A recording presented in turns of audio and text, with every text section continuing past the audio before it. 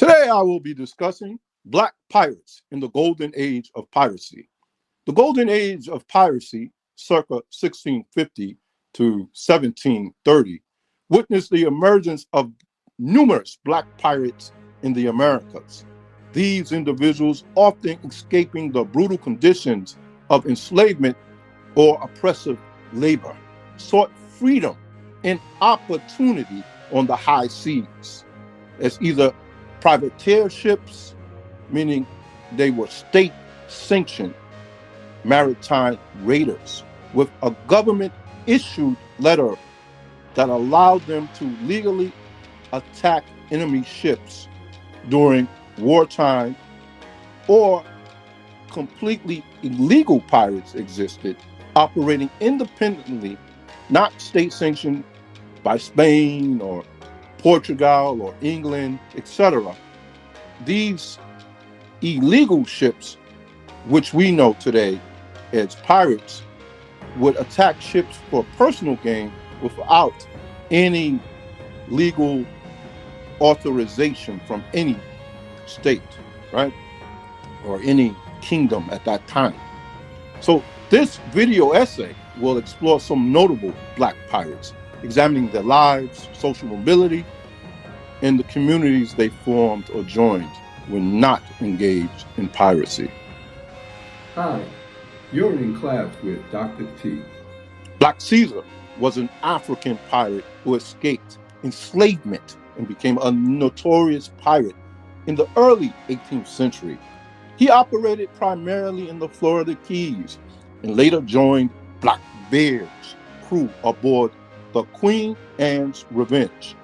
His life exemplifies the pursuit of autonomy and resistance against oppressive systems, although he eventually was captured and hung in Williamsburg, Virginia.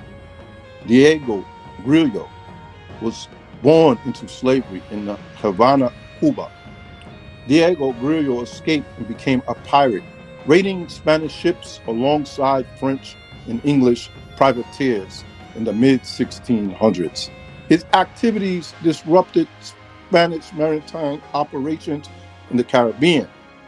An Afro-Caribbean pirate operating mainly from what is today Tortuga, which was in the 1600s a notorious haven for pirates. Lucifer, as Diego Grillo was also known, had access to markets for stolen goods in a community that supported private pirate activities. The island of Tortuga provided resources for repairs, resupply, and leisure. And in this way, he was able to become a very successful pirate. Hendrik Quintor was of African and Dutch ancestry. He was born in Amsterdam. He started out as a sailor, but became a pirate who served aboard the Wida Galley, a former slave ship turned into a pirate vessel under Captain Samuel Bellamy, a white man. As a pirate, he lived on a multiracial ship and was respected as an equal. Quintor was captured and executed at the age of only 25 in 1717. Quintor's story highlights the diverse backgrounds of pirates during this era and their camaraderie, irrespective of race. Nicolas de Concepcion was an escaped slave.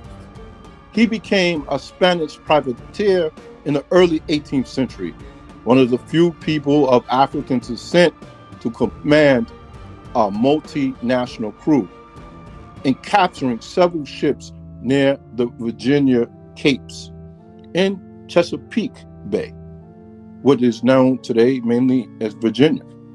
Operating under a forged privateering commission, he sent captured ships back to St. Augustine, Florida, a Spanish territory where he could sell his prizes and find refuge.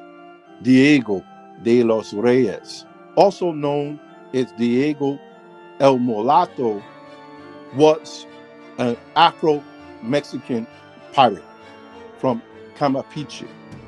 He was of an enslaved background, like so many others, but as a pirate, he not only would go and plunder and invade other ships, he would actually land on territories and raid them with his crew, and was known to desecrate churches with his crew and attack other Spanish territories. Juan Andreas, also known as Andres Sote, was a pirate of African descent, active along Venezuela's coast in 1731. He led a crew composed of runaway slaves and indigenous people, engaging in plundering and attacks on local settlements. Andres and his crew were connected to Maroon communities in Venezuela that included indigenous and poor whites. We do not have specific details about his birthplace or his marital status, as the documentation is just not there. For many Black pirates, piracy offered an escape from the rigid hierarchies and brutal conditions of colonial society. Aboard pirate ships, they often found a level of equality and fraternity unavailable elsewhere. Pirate communities were known for their relative egalitarianism, with codes that provided for equal shares of plunder and collective decision making. This environment allowed for social mobility that was otherwise unattainable for Black individuals during this period. When not engaged in plundering, Black pirates resided in various locales that offered safety and opportunities to trade their loot.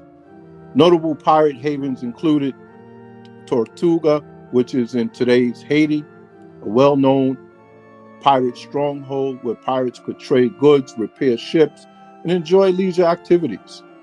Port Royal, today what is Jamaica, once dubbed the wickedest city on earth, it served as a hub for pirates to sell their plunder and resupply.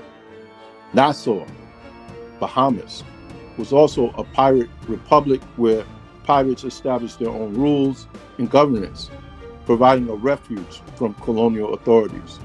In these type of communities, Black pirates could integrate into the multicultural and closer to an egalitarian society that flourished in many of these communities. They engaged in trade, they formed alliances, and sometimes even settled permanently, contributing to the local economies and cultures. In conclusion, piracy in the Americas provided individuals with a means to escape oppression and achieve a degree of social mobility.